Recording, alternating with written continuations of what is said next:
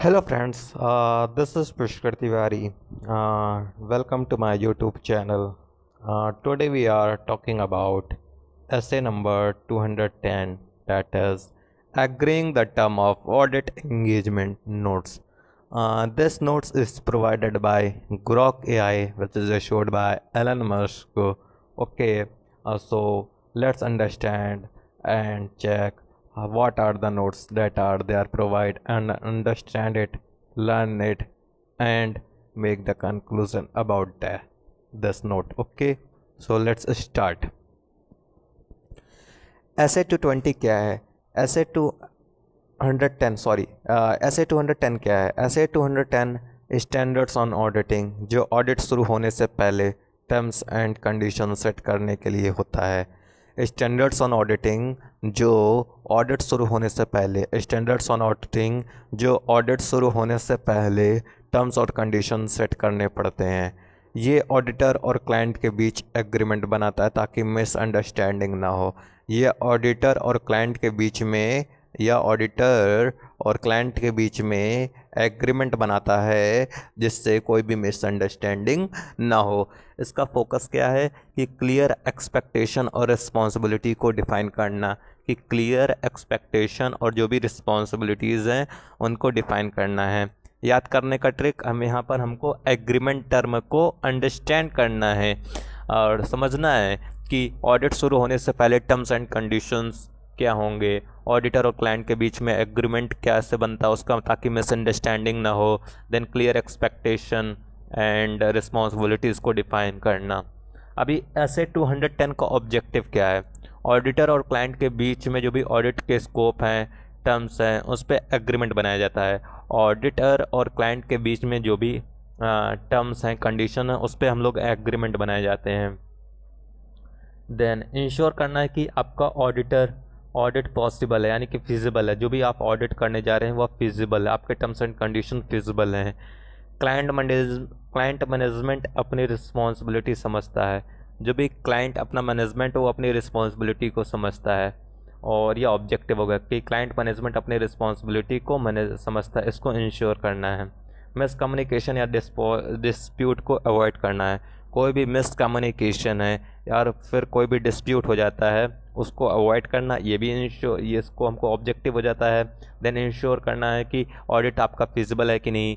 Then client का management अपनी responsibility को समझता है। ऑडिटर और क्लाइंट के बीच में जो भी ऑडिट है उनके टर्म्स एंड कंडीशन है उस पर एग्रीमेंट बनाना होता है। याद करने का ट्रिक क्या है? सैम स्कोप है, एग्रीमेंट है, एंड देन मिसकम्युनिकेशन, जिसको अवॉइड करना है हमको। देन स्कोप क्या होता है स्टैंडर्ड्स ऑन ऑडिटिंग 210 में? यह अप्लाई होता है सारे ऑडिट ऑफ फाइनेंशियल स्टेटमेंट पर। यह अप्लाई होता है सारे ऑडिट ऑफ फाइनेंशियल स्टेटमेंट में। यह अप्लाई होता है all audit of financial statement में। न्यू ऑडिट और रिकरिंग ऑडिट दोनों के लिए ये काम करता है। अगर हम लोग कोई भी नया ऑडिट कर रहे हैं या फिर जो भी कॉन्टीन्यूसली रिकरिंग ऑडिट है, ये दोनों के लिए या ऐसे काम करता है। टर्म्स लिखित फॉर्म में होते हैं, यानी कि यह रिटर्न फॉर्म में होते हैं। जो भी टर्म्स एंड कंडीशन वो हमेशा रिटर्न फॉर्म में होते हैं। याद करने का trick ANW, all audit new recurring return. Okay, की रिक्वायरमेंट क्या क्या है यहाँ पर ऐसे 210 में? कि सबसे पहले होता है प्री कंडीशन फॉर ऑडिट, यानी कि ऑडिट करने से पहले कौन कौन सी कंडीशन है। चेक करो कि ऑडिट एक्सेप्ट करना सही है या नहीं। यानी कि हमेशा ये चेक किया जाता है कि आपका ऑडिट को एक्सेप्ट करना सही है कि गलत है। आपका ऑडिट फाइनेंशियल रिपोर्टिंग फ्रेमवर्क के लिए एक्सेप्टेबल, जो भी आप FRF यूज़ कर रहे हैं वह एक्सेप्टेबल हो। जैसे IFRS हो गया, गैप हो गया, यह एक्सेप्टेबल है कि नहीं है। मैनेजमेंट अपनी रिस्पॉन्सिबिलिटी एक्सेप्ट करे। मैनेजमेंट यानी जो भी क्लाइंट का मैनेजमेंट है वो अपना मैनेजमेंट अपनी रिस्पॉन्सिबिलिटी को एक्सेप्ट करे कि आपको एक्यूरेट रिकॉर्ड देना है आपको। फॉर एग्जांपल, अगर मैनेजमेंट रिकॉर्ड नहीं देता तो ऑडिट को रिजेक्ट करो। अगर मैनेजमेंट रिकॉर्ड नहीं देता है तो ऑडिट को रिजेक्ट करो। देन एग्रीमेंट करना है टर्म्स पे। एग्रीमेंट करना है टर्म्स पे, यानी कि जो भी इंगेजमेंट लेटर बनाए जाएँ जिसमें टर्म्स क्लियर हो। जब भी ऑडिट इंगेजमेंट लेटर बनाया जाए उसमें जो भी टर्म्स एंड कंडीशन है वो क्लियर हो। एग्जाम्पल क्या है? जैसे स्कोप है, फीस है, डेडलाइंस, ये सारी स्कोप को लिखना पड़ेगा। कितना स्कोप कहाँ तक का हम ऑडिट कर सकते हैं, कितने हद तक ऑडिट कर सकते हैं। फीस क्या होंगी और डेडलाइंस कब तक हैं, ये सारी चीज़ें मेंशन होना चाहिए, क्लियर होना चाहिए। स्कोप ऑफ ऑडिट, क्या क्या चेक करना है इसको डिफाइन करना पड़ेगा, यानी कि बैलेंस शीट चेक करना है, इनकम स्टेटमेंट चेक करना है, ये सारी चीज़ें डिफाइन करना होता है इन सारी चीज़ों को। देन मैनेजमेंट का रिस्पॉन्सिबिलिटी क्या है, मैनेजमेंट को बताएं कि उनका काम क्या है, मैनेजमेंट को बताना है कि उनका क्या काम है। सही रिकॉर्ड मेंटेन करना है, इंटरनल कंट्रोल लगाना है। देन ऑडिटर का रिस्पॉन्सिबिलिटी क्या है, रीजनल एश्योरेंस देना है कि फाइनेंशियल स्टेटमेंट आपका सही है। ऑडिटर का रिस्पॉन्सिबिलिटी क्या है कि हमको रीजनेबल एश्योरेंस देना है कि आपका फाइनेंशियल स्टेटमेंट सही है। याद करने का ट्रिक पासमा, यानी कि precondition, agreement, scope, management, then auditor. अभी इंगेजमेंट लेटर क्या है, इंगेजमेंट लेटर में यह एक रिटन एग्रीमेंट है जो ऑडिटर क्लाइंट को देता है, यह एक रिटन एग्रीमेंट है जो ऑडिटर क्लाइंट को देता है। कंटेंट क्या है, यहाँ पर ऑडिट का ऑब्जेक्टिव और स्कोप दोनों होते हैं। ऑडिटर और मैनेजमेंट की रिस्पॉन्सिबिलिटीज़ लिखी होती हैं। फाइनेंशियल रिपोर्टिंग फ्रेमवर्क होता है, फीस और टाइमलाइन यानी कि ऑप्शनल्स में लिख सकते हैं।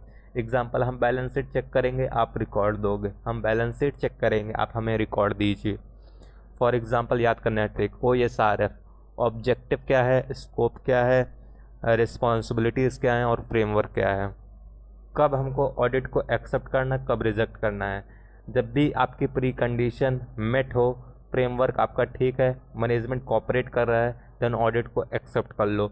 रिजेक्ट कब करना है, जब मैनेजमेंट रिस्पॉन्सिबिलिटी नहीं देता है, फ्रेमवर्क आपका अनएक्सेप्टेबल है, एथिकल इश्यूज़ हैं जैसे इंडिपेंडेंस और थ्रेट का कोई भी दिक्कत है, तब रिजेक्ट कर देना। एग्जाम्पल, अगर क्लाइंट फ्रॉड छुपाता है तो ऑडिट मत करो। और याद करने का ट्रिक ARM, एक्सेप्ट करो, reject and management.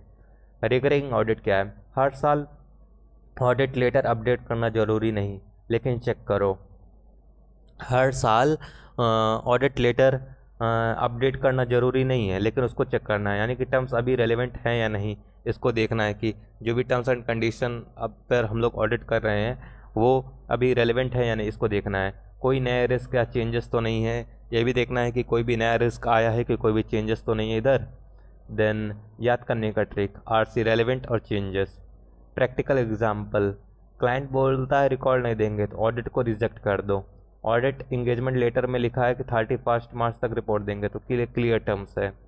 Okay, quick revision point क्या है, ऐसे 210 में एग्रीमेंट टर्म्स एंड स्टैंडर्ड 80 हो गया। Then objective Sam, scope, agreement और मिस कम्युनिकेशन क्या है, scope, agreement, miscommunication. Scope ANW, all audit करना, न्यू रिकरिंग अनरिटन में लिखना है। रिक्वायरमेंट पासमा, प्री कंडीशन क्या है, एग्रीमेंट क्या है, scope, management, then auditor. Engagement letter, OSRF, objective, scope और रिस्पॉन्सिबिलिटी और फ्रेमवर्क दोनों होना चाहिए।